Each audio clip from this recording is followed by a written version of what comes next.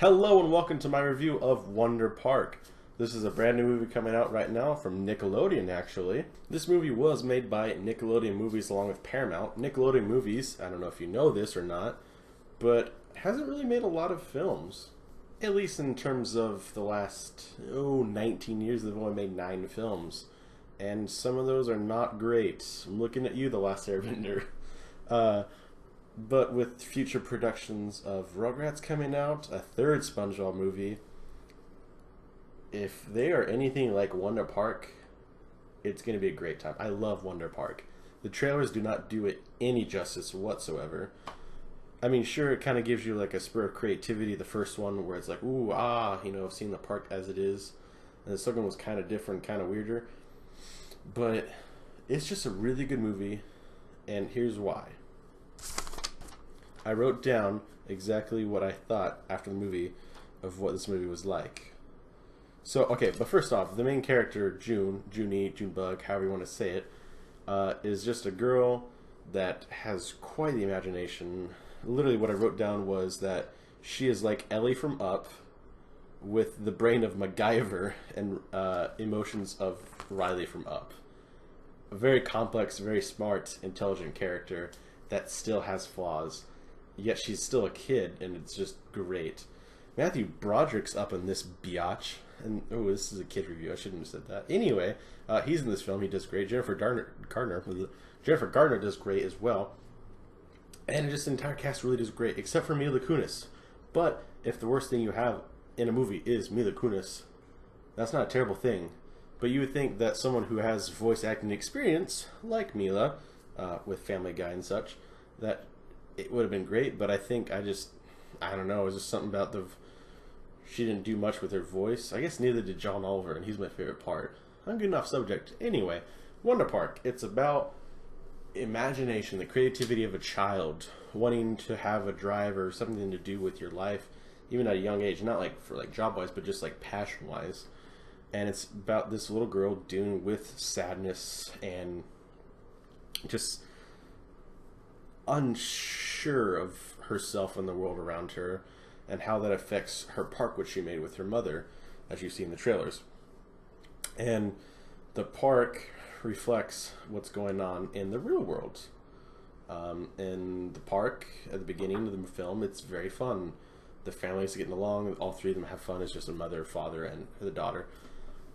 She has fun with friends, and the park is doing great. I mean, it's imaginative, but it reflects what's going on in the real world, so there's a lot of visitors, it's getting a lot of attention, that's fun.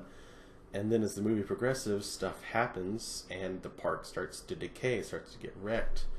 And I think one of the trailers that shows the little monkey zombie things, I think they have a name for it, but it doesn't really matter. And you might think that's weird or like too creepy. They're more funny than creepy, I think.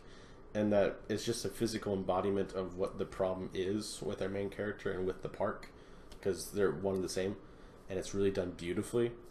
God, there's one line. It's about darkness in life, and I wrote it down so I remembered it. That's why I looked at it, and it's the darkness is still there. I guess it'll always be there to remind us of the light, the brightness. It's in a kids movie. It's in a kids movie from Nickelodeon. They made SpongeBob SquarePants the movie and SpongeBob Sponge Out of Water movie. I wasn't prepared for that type of emotion. I'm pretty sure my girlfriend almost cried like 3 times of how emotional it was and like how it got to you, and it's surprising how quickly it gets to you. You really do care for this main character in the very beginning, because it's good. And they don't get to the park until maybe a little bit after the first third of the film, and that's fine. Other films, I get mad when, most of the film doesn't get to a thing. For instance, What Men Want. It takes a whole third of the film to have the main character get the whole read men's minds things. I'm not here for not that. And I came to the movie not thinking that I wouldn't get the part almost the entire time, but I didn't, and it was fine. It was just a really good film. Great music, I think. Really well done voice acting, and really making me feel emotions and make me laugh too. That's another thing. Like I said earlier, John Oliver's character is just freaking fantastic. I'm super excited now for Lion King since he's in there. He's Zazu, if I believe that's correct. Now I'm hyped for that because John Oliver did so well, and he worked a little bit on his voice. It's still obviously him, and it took me a couple seconds. It's not as bad as Kunis, and I really didn't recognize Gardner. And it took me forever to realize it was Matthew Broderick.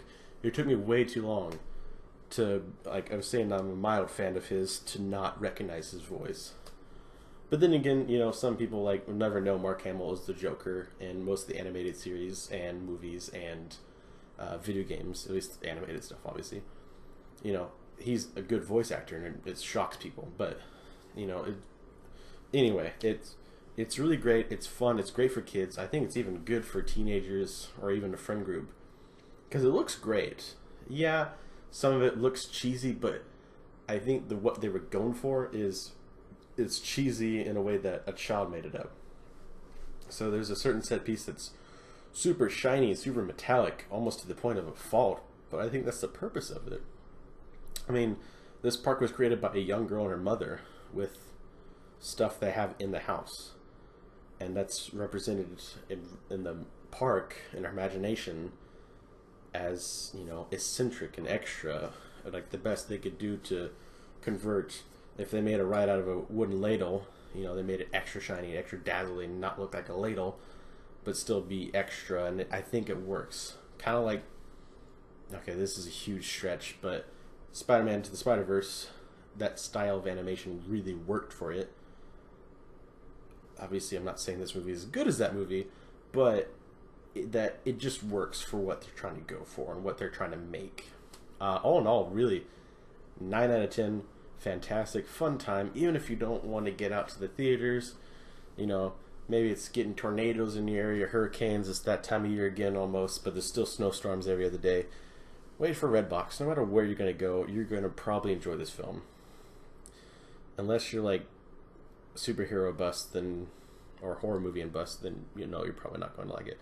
But if you have a wide range of movie you likes, you will like this.